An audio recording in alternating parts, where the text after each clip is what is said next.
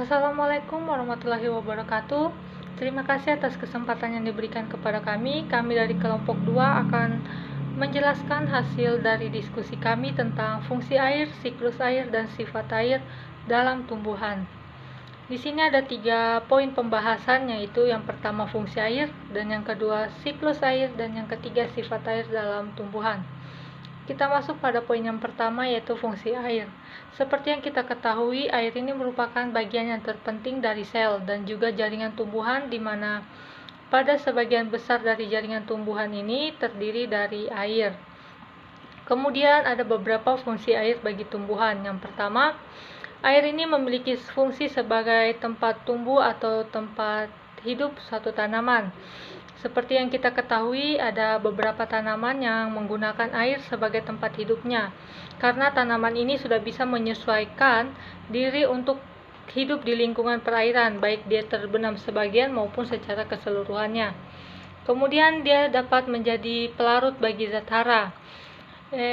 Secara umum yang kita tahu kan, zat hara ini merupakan ion-ion mineral yang bermuatan positif dan juga negatif, sehingga untuk lebih gampang diserap oleh tanaman, dia harus dilarutkan terlebih dahulu. Maka air inilah yang digunakan sebagai pelarutnya, sehingga akan mempermudah tanaman untuk menyerap ion tersebut masuk ke dalam jaringan tumbuhan. Kemudian yang ketiga, menjadi alat transportasi. Kenapa air menjadi alat transportasi? Karena tadi itu, ketika air telah melarutkan ion-ion unsur hara tersebut, maka ion tersebut harus diedarkan ke seluruh bagian-bagian tumbuhan, sehingga air inilah yang akan digunakan untuk mengangkut ion-ion mineral dan juga bahan organik lainnya ke bagian tumbuhan lainnya, dan juga untuk membantu proses fotosintesis. Kemudian yang keempat, yaitu sebagai dasar pada proses fotosintesis. Yang kelima, sebagai senyawa utama dalam penyusunan suatu protoplasma.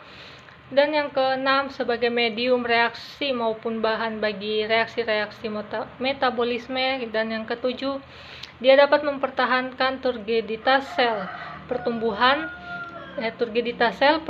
sel dan juga pergerakan struktur tertentu dari tumbuhan. Kemudian kita masuk ke poin yang kedua, yaitu siklus air.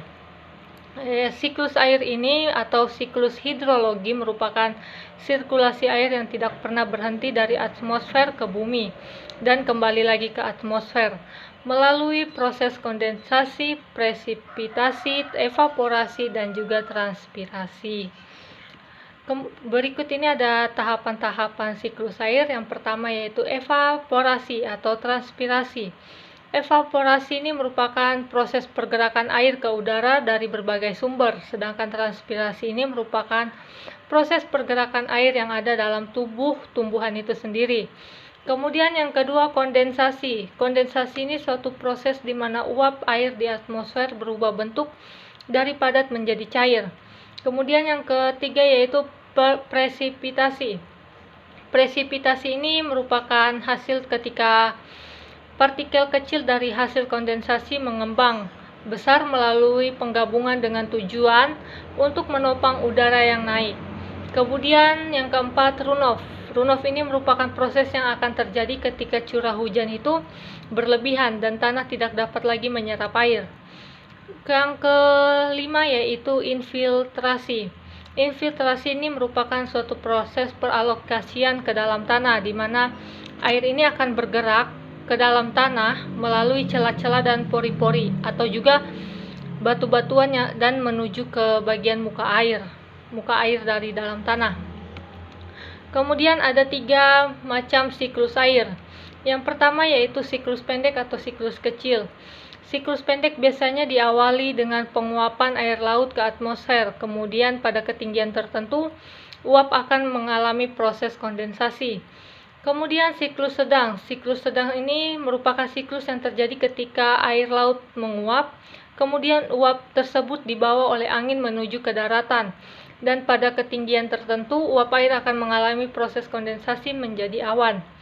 Kemudian siklus panjang. Siklus panjang ini sama seperti siklus lainnya, dia diawali dengan air laut yang menguap, Kemudian uap itu mengalami kondensasi sehingga menjadi awan, kemudian akan dibawa ke tempat yang tinggi, lebih tinggi dari daratan. Part 3. Sifat air dalam tumbuhan. Air merupakan senyawa yang sangat penting bagi tumbuhan karena air memiliki peranan yang sentral dalam tubuh tumbuhan, baik itu secara fisik maupun secara kimiawi. Sifat air dalam tumbuhan. Sifat air dalam tumbuhan, air merupakan suatu cairan yang dapat mengalir, cairan yang sangat dibutuhkan dalam kehidupan setiap makhluk hidup. Namun dalam dunia tumbuhan, air itu bersifat sebagai sumber makanan, seperti sebagai bahan untuk proses terjadinya fotosintesis. Namun, dalam banyaknya kandungan air yang ada dalam tubuh tumbuhan hanya sekitar 0,1% air yang digunakan dalam proses fotosintesis dan juga sebagai proses difusi akar. Rangkuman. Air sangat dibutuhkan oleh setiap makhluk hidup yang ada di bumi ini, karena air merupakan salah satu sumber energi bagi makhluk hidup. Sama halnya dengan tumbuhan yang juga membutuhkan air untuk proses kehidupannya, di mana 90% dari tubuh tumbuhan merupakan air. Selain itu, air juga memiliki fungsi yang penting bagi tumbuhan, salah satunya untuk berlangsungnya proses fotosintesis. Dan bicara tentang fungsi air pasti akan berkaitan dengan siklus dan juga sifat air dalam tumbuhan. Maka, jika tumbuhan kekurangan air, maka tumbuhan itu akan layu dan mati. Sekian dari kami, terima kasih. Jika ada pertanyaan, silakan bertanya. Waalaikumsalam warahmatullahi wabarakatuh.